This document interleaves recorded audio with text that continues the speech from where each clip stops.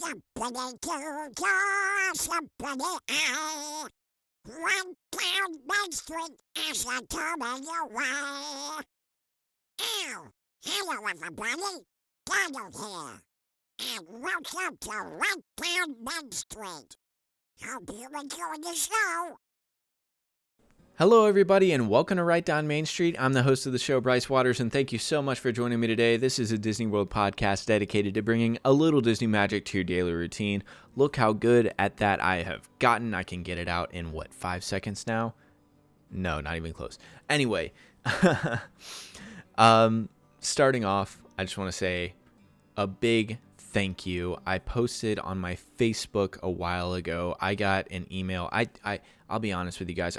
I don't try to look at the numbers and the downloads and the views and all that stuff because really that's not what I started this show about. I wanted to create something where I can talk about things I know other people are passionate about, and I can talk to those people about something I'm passionate about. That's why I created this, not for the numbers, not for the downloads, all that. But I will say I got an email from my podcast host, I think it was like last week, saying that I hit 100 downloads, and actually just 2 or 3 days ago I got another email saying I hit 200 downloads, and I cannot thank you guys enough for listening. Really, every single one of you that have listened to my podcast about something that I truly do love, it really touches me, and I really appreciate you guys so much, and yeah, I really appreciate you guys. That's all I can really say, like just knowing that other people love this place. I mean, I always knew it, but it just kind of hit me in a different way when I got that email, knowing that people will listen to something that talks about this thing they love and they're passionate about and they're nostalgic about, and they go to all the time, the people that understand this love for a theme park.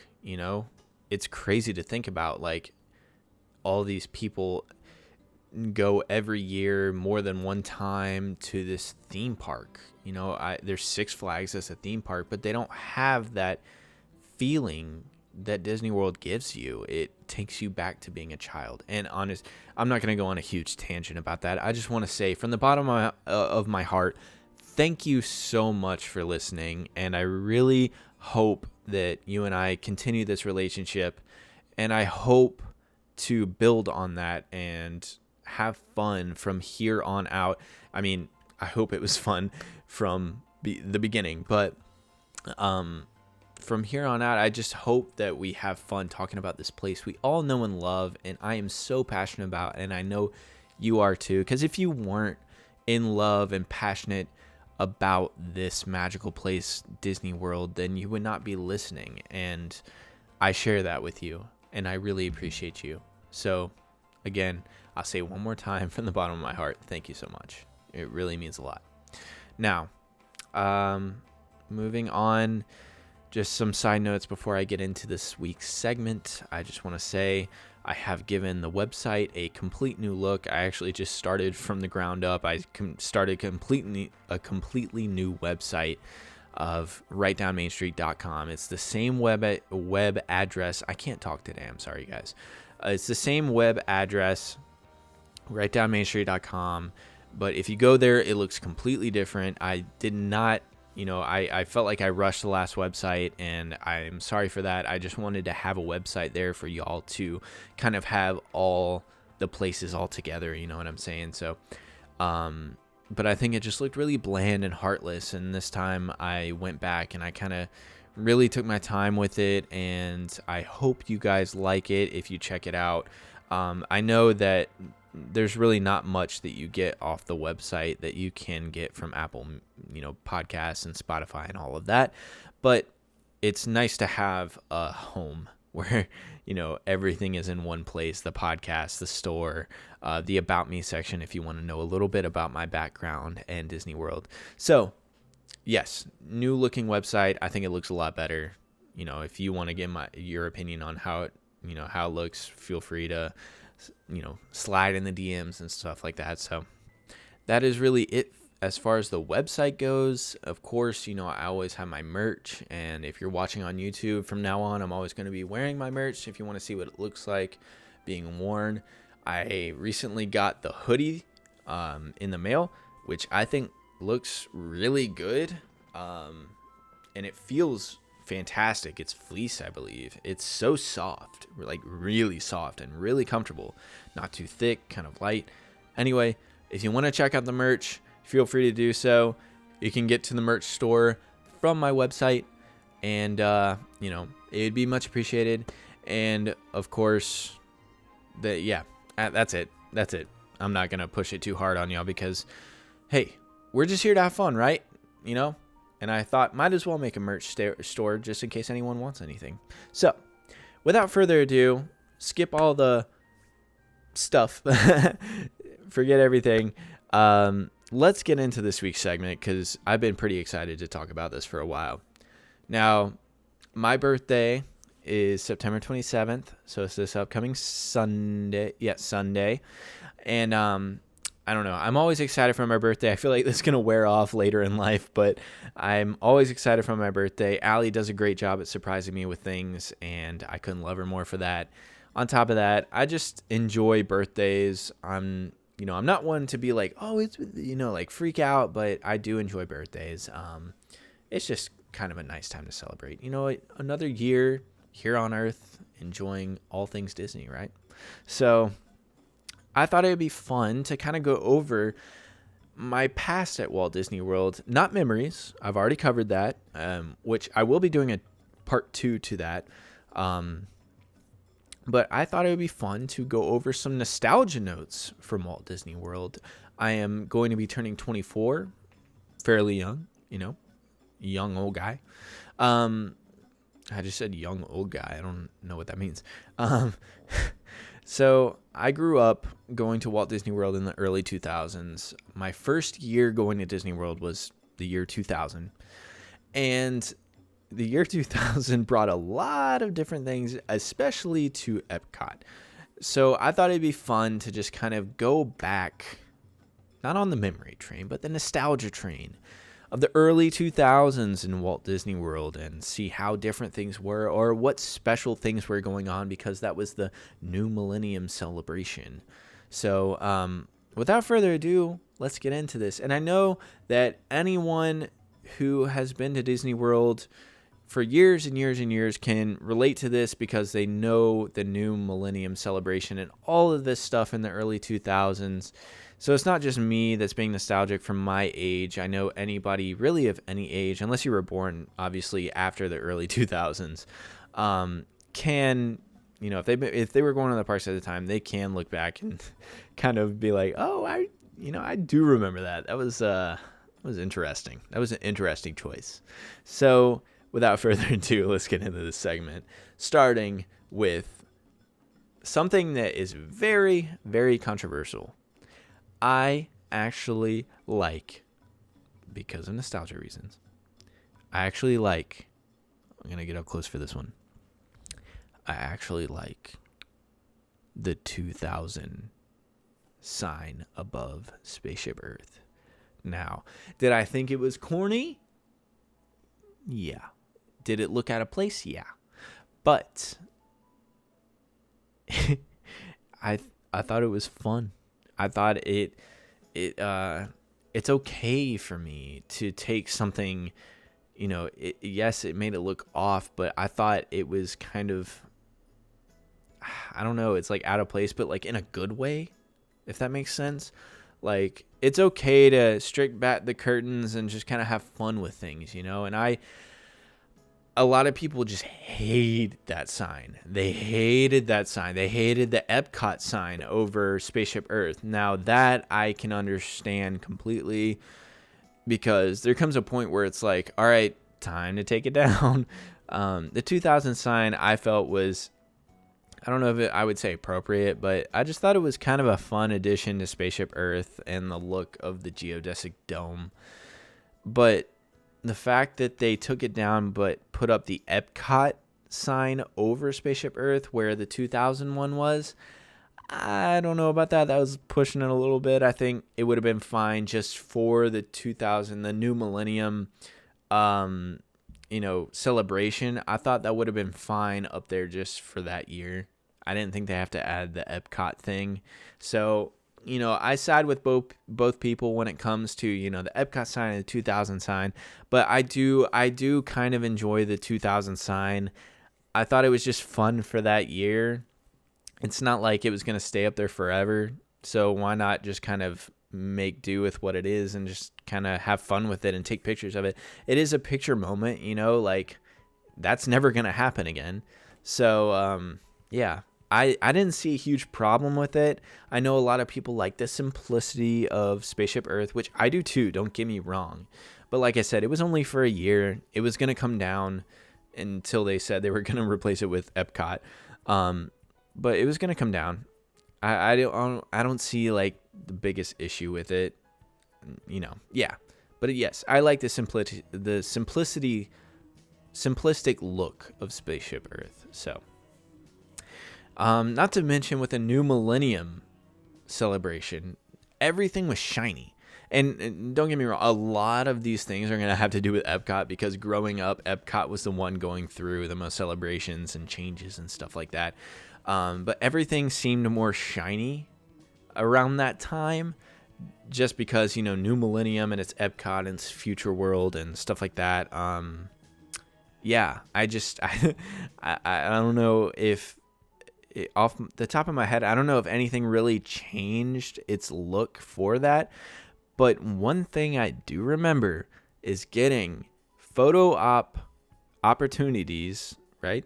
Photo op. What am I trying to say? I'm losing my mind. My mind's going way before my words come out. I do remember getting a picture with Mickey in a spacesuit. Now, that was something else, and that is probably something you might not ever see again. I remember a lot of the characters having a spacesuit to celebrate the new millennium because it was shiny, new millennium-esque kind of thing to do. So, yeah, I have that picture at my grandparents' house. It's in their office. I still see it to this day. And I don't think it was a bad thing. No, it was kind of cool that I got that picture with Mickey in a suit that we'll probably never see. But, yeah, I do remember everything looking all shiny and all the characters having this shiny astronaut spacesuit on them. And, yeah, that's kind of a point of nostalgia for me, especially when I see that picture in my grandparents' study. It's kind of cool to look back on. But, yeah, that's a little bit of nostalgia. Lots of 2000s merch. My grandparents still have a lot of it. I don't have any on hand at the time, but yeah, I remember so much merchandise being released because, as I said before, 2020 is a big deal. I keep saying 2020. 2000, the new millennium's a big deal, so why wouldn't they make merch about it? Of course, right? It's Disney. So, yeah, I remember a lot of merchandise being released with the 2000, number on it. And they even had, like, their basically own logo for the year 2000, which was kind of cool, I guess. I had a shirt with the year 2000 on it. Everyone did at that time, hats, stuff like that. But yeah, they released a lot of merch behind this whole new millennium celebration and the year 2000. Yeah, it was a fun time. Like, I look back on this time, and that was a good bit of my childhood because that new millennium celebration, I don't know if it lasted more than a year, but I feel like a lot of it carried over onto the next couple years, and that's what I remember most about growing up at Disney is seeing all this merchandise and seeing the spacesuits on Mickey and having this Epcot that's super shiny and having the sign on Spaceship Earth. And yeah, that's a really big point of nostalgia for me. Now, what I'm going to be talking about next is kind of, it's nostalgic. They only, I don't want to give it away. They are no more, but it wasn't too long ago. But I do have close memories with these, whatever. I have close memories with these attractions when I was younger. Not as much as when I was older, because I got more into movies and stuff like that. So I understood more, which is cool. And I don't know, there was something extra, like a little extra magic about it, growing up. There always is, when you're a kid. Everything at Disney World is magic, and you don't believe it's real, right? So going off of that, the Great Movie Ride, that is a nostalgia point for me, and not for the reason you might think. I grew up not watching a lot of older movies, other than like the big ones, like Indiana Jones, which was on there. But I didn't get a lot of the movie references growing up. And yes, shun me all you want. I'm fine with it. I understand them now because I'm a huge movie person. But there's like a bit of nostalgia. You're looking at my face right now. I don't know why. There's a bit of nostalgia of me just not understanding what the movies are, but still enjoying that ride, because I feel like that's a ride you can enjoy without knowing anything about the movies that are shown in the scenes. But yeah, that's a point of nostalgia for me when I think of older rides that I got to go on, but I didn't understand. I didn't get it. I was a kid. I was 4 or 5 years old. I'm not going to know what Casablanca is, And we're going to actually stay in what I'm going to call MGM Studios, because it wasn't Hollywood Studios at the time, MGM Studios. And if you guys remember in the early 2000s, I'm straying away from obviously the year 2000, but in the early 2000s, they were doing a lot of construction in MGM Studios, especially in the back. And they used to have like a facade in the back past the Muppets, where it would be a facade of like city streets. And I remember, and it wasn't like a big memory or anything, but it's a nostalgia point where I would walk back there and just like look from afar at these big facades of streets and realize like, whoa, that looks real. But then I realized it's not. And it was always so empty back there. No one was ever back there, obviously, because there's nothing back there to go to. But I do remember walking back there a lot and just, looking at these facades and wondering why they're there and not understanding why they are there. So, again, staying in MGM Studios, we also have another attraction that hit my nostalgia point that is no more. And it actually closed in the early 2010s, I believe, if I'm not mistaken. I should have looked that up. But that's the Studio Backlot Tour. And that ride scared the crap out of me when I was a kid. And you guys know the scene where you pull up next to the canyon scene and there's the water truck and the fires and all of that. When the bridge starts shaking and the water's pouring, that scene scared me so bad. I don't know why. It's the same idea as the Kilimanjaro Safari when you're on the bridge. I don't even know if it does anymore, but when you're on the bridge and it shakes and you start feeling like the bridge is about to break, that's how I felt on the Studio Backlot Tour. Backlot Studio Tour. I don't know why I reversed those two words. I know what I'm talking about, I promise. But yeah, that's just a sense of nostalgia for me. And I'm not trying to like go too much down memory lane here or just talk about like extinct attractions that I really, liked. But these were two attractions that I really felt close to. My grandparents would always take me on the Great Movie Ride. And because my grandparents love older movies, obviously, and they always wanted me to get into older movies. And thank God I made them proud now, because I have. But they just enjoyed the magic of movie making and wanted to share that with me. And that's why I grow so fondly with these rides. Every now and then I'll find myself on YouTube watching videos of, walkthroughs, I guess, ride-throughs of the Great Movie Ride, as well as the backlot studio tour. I don't know why I keep wanting to switch up those words. It's driving me crazy. But yeah, it's really it for the attractions part of it at MGM Studios. But yeah, those hit kind of not like a nostalgia point for me, especially, driving on the back lot and seeing that airplane and a bunch of the, facade houses and stuff like that. And just kind of seeing the background of how, major motion pictures were made. It was just cool. And I remember as a kid just really enjoying seeing how these things are made. This is part of the reason I got into movies, was Disney introducing me to the magic of movie making. And yeah, that's just personally for me, that is a nostalgia point. Is those two attractions. Now, another one that is kind of an attraction, kind of more of an experience type thing, is actually the Living Seas. And now it's Nemo and Friends. The Seas with Nemo and Friends. The Living Seas and Sea Base Alpha, that's what it's called.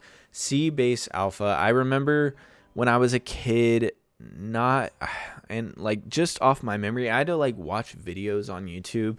It's one of those attractions where it's you remember it, but you don't remember it that well. You remember certain little scenes or certain little details about it, and but that's it. You don't remember anything else. So I actually had to go on YouTube. When I thought of that, I had to go on YouTube and watch a video of kind of like a ride through or walk through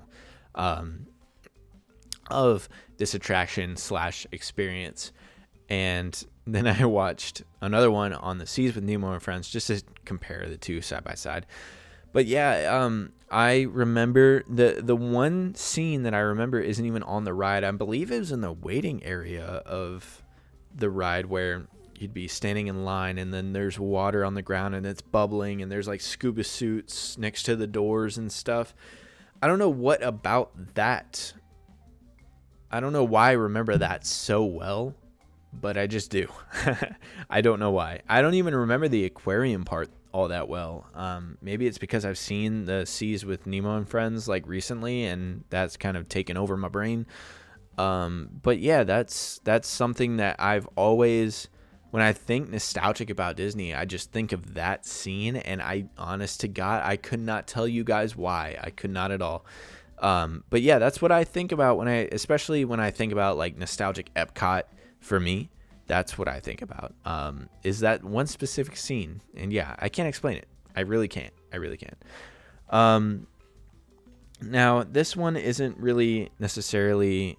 Oh, hold on. I do have one more attraction. Honey, I Shrunk the Audience. I only did this a couple times, and every time I pass by that building, I still think about that show, attraction, whatever you want to call it.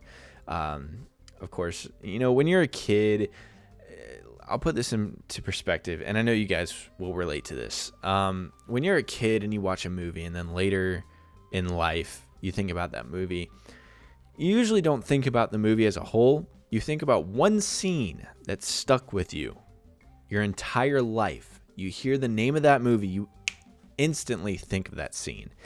For me, on Honey, I Shrunk the Audience, it was the snake scene. If you've done that attraction before, you would understand completely what I'm talking about. If you don't know what that is, it's based off the movie Honey, I Shrunk the Kids, where, he shrinks his kids, obviously. In this one, he shrinks the audience, obviously.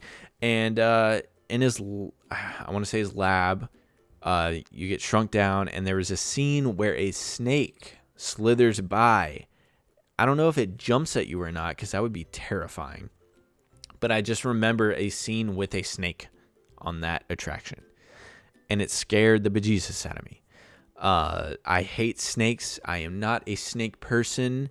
If you own a snake, that's cool. I just personally, and you can't blame me, I just do not like snakes at all. And that scene scared me so bad. And I'm starting to realize most of the scenes that I remember from these places are actually scaring me rather than, and maybe that's why they stuck with me. I don't know. I'm starting to realize that though.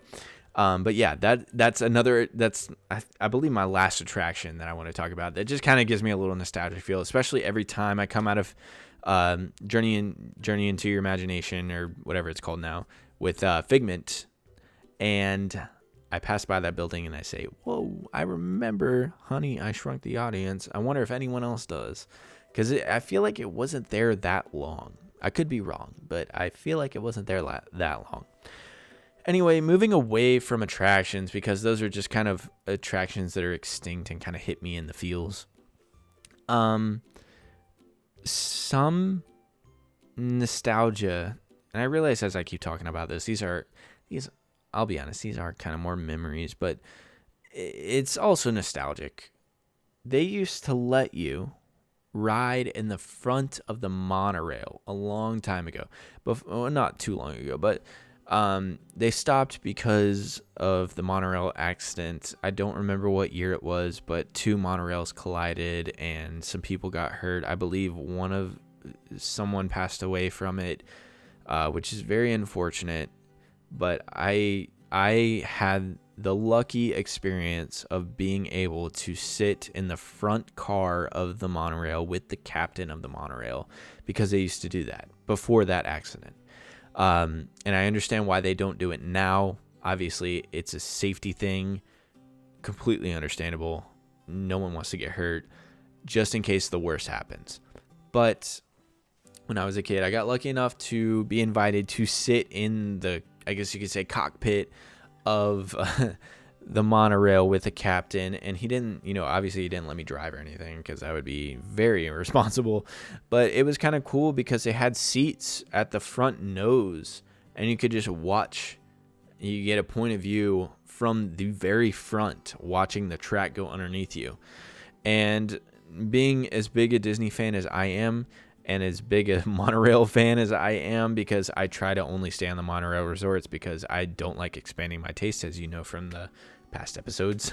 I love the monorail, and this was the coolest experience. It was so awesome just being able to be up there with the captain. Of course, I was always a quiet, shy kid, but I could not hold in my excitement for that. And I'm sure other kids that got that opportunity were just like me, where they couldn't contain their excitement about it.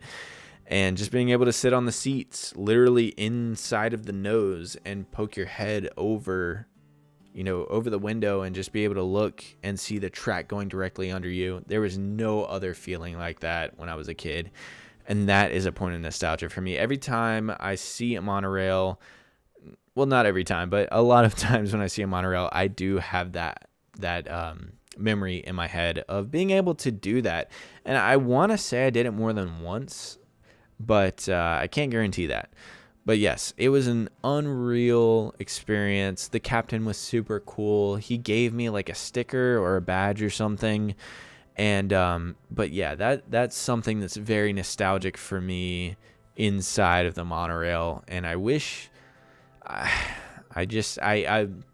hate that, no other kid is going to be able to do that, but I hate it, but I understand it. It's a unsafe situation in case anything happens, but no other kid is going to experience that excitement from here on, which is sad to think about. But like I said, I understand. Anyway, moving on to kind of my last thing, which is kind of it's kind of a overarching idea about what I feel a lot of kids experience. I experienced it a lot when I was a kid, and it's not just one specific experience. It's a feeling. Now, nostalgia is a feeling, obviously. When I was a kid, there was really something special about being at Disney World at night. Was it because I was able to stay up past my bedtime? I don't know. But it was the liveliness, the glowing lights, the toys that were being passed around on the carts. I can't put my finger on it. And I've noticed I'm starting to talk a little slower. It's just I I don't know. That's when I think about it. That's a feeling that really gets to me when I think about Walt Disney World. I remember being a kid at Fantasmic, and there was the guys who would come up and down the aisles and try to, sell some glowy toys and stuff. And I'd get that one, if you remember. I doubt they sell it now, but it was a little black thing where you flip the trigger and there was like a bright rainbowed string that would kind of just like spin in a circle like really fast, and it would look kind of cool. You could do like, you can move your arm around and it kind of stay still and stuff like that. Anyway, yeah, this is something, I don't know. It's just a feeling that I got when I was a kid, and it's lived with me ever since. When I'm, 23, 24 now, every time I go to the parks and it gets dark and I see those guys handing out, the little carts, people handing out like glow toys, like those glow swords, not lightsabers, but the glow swords, the glowing Mickey heads, or even those, I really hope they still sell them. Obviously, I haven't gone up to those carts in a while. Yeah.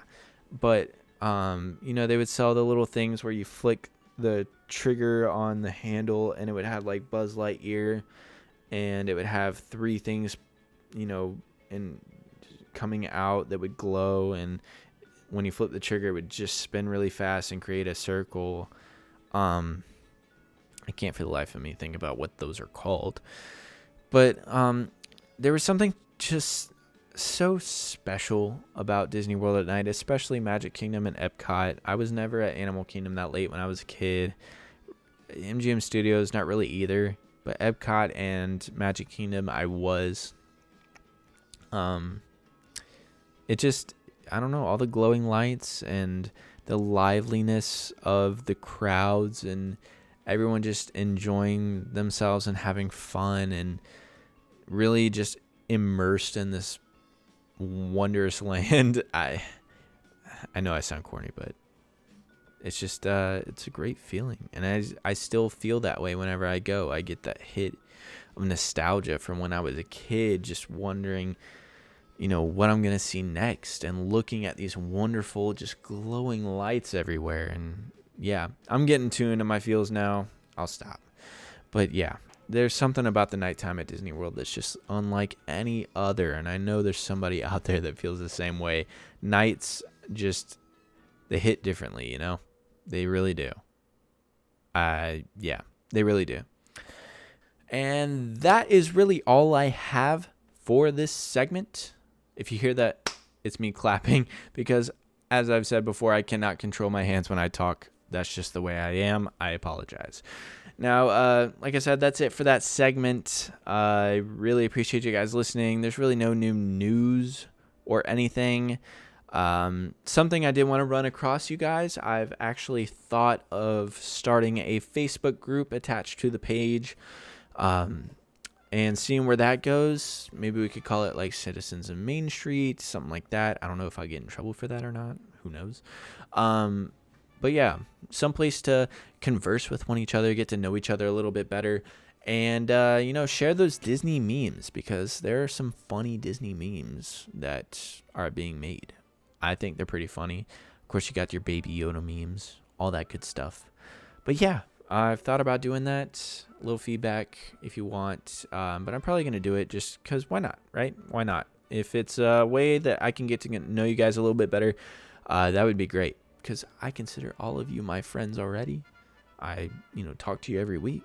Why wouldn't be friends? Why wouldn't we be friends? So, yeah, that's really all that I have. Of course, you have the merch that I said at the beginning of the video. Check that out if you want. New website. Oh, and obviously, going off of what I just said about the group, if you want to follow me on Facebook and Instagram, those are the 2 platforms I post on. I don't have a Twitter right now. Maybe I'll make one in the future. And on top of that, if you could rate on Apple Podcasts, that helps the show more than you can imagine, as well as, just sharing the show. If you enjoy it and you got some other people in your life that enjoy Disney the way you do, I would really appreciate you guys sharing the show and telling them to check it out. any little bit is appreciated. Yeah. But I think that's it for today. I will say next episode is kind of an attached on segment to today's segment, not about nostalgia, but next show is really things that I wish I appreciated more at Disney World when I was a kid. And yeah, that's all I'm going to say about that. I'm not going to get too much details. I have a little notes written down. I'm still working on that, obviously, because, that's not until next week.